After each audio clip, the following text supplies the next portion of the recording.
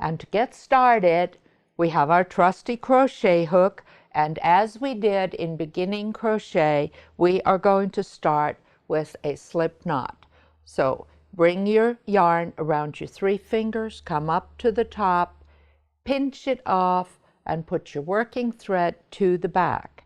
Then bring your hook through the loop and pull. And since this moves up and down, it's called a slip knot. We will change hands and put our hook into the right hand. Now what happens with your left hand is the most important thing that you are going to do in continental knitting. It is your thread delivery and your tension. And I have a little story that makes it work very easily, and it is the same that we learned in basic crochet, and it's called This is a Stick-Up. We have a very, very scared clerk over here in the right hand with this hook, and our left hand is the bad guy. Bad guy says, "Give me the money, this is a stick-up." Spread your little finger out away from your ring finger on the left side and bring your thread between these 2 fingers. This is the thief is coming through the door. Now close your fist. He wants to grab the money. The clerk is still not moving, so use your left pointer and point to the hook. The bad guy says, "I have a gun. This is a stick-up." Clerk still not moving, so the bad guy jumps over the counter from the front to the back once, twice, and then he grabs the loot on the bottom of the hook. So this is our basic starting position for our cast on row, because we're going to cast on with a crocheted foundation stitch. So let's all do this again so we can get used to doing it. And with your right hand, just hold your hook, wrap your material around your 3 fingers, bring your working thread over, bring your hook through here, and make your slip knot. This is your right hand. So hold your hook in your right hand perfectly still. This is our scared clerk.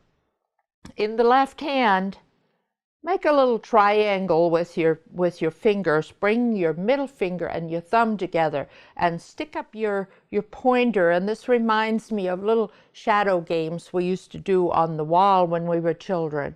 This triangular position is how we are going to wind up holding our thread for the perfect tension, so we can continue to just let the thread move through and have a smooth delivery for your work.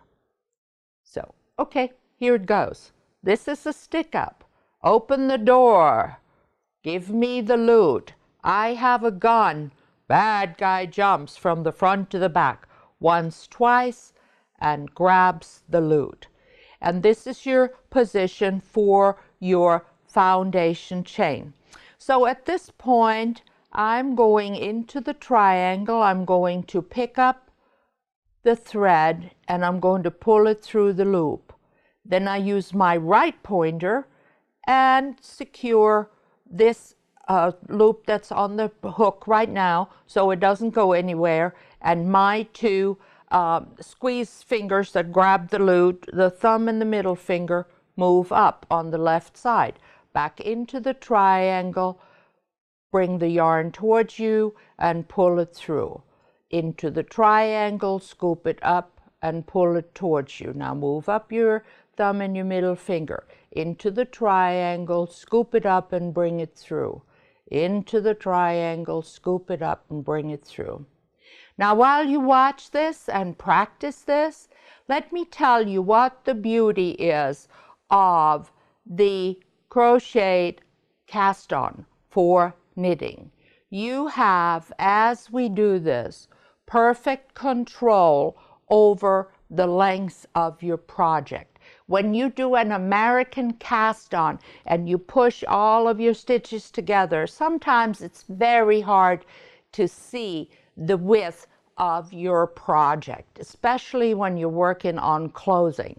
With this kind of cast on, you have perfect control to 1/4 of an inch of how wide, how long, how big your beginner row and your cast on is going to be for a perfect fit. So now let's say this is the length that I want, or maybe we would like to make a few more. I decided I wanted a little longer starting row.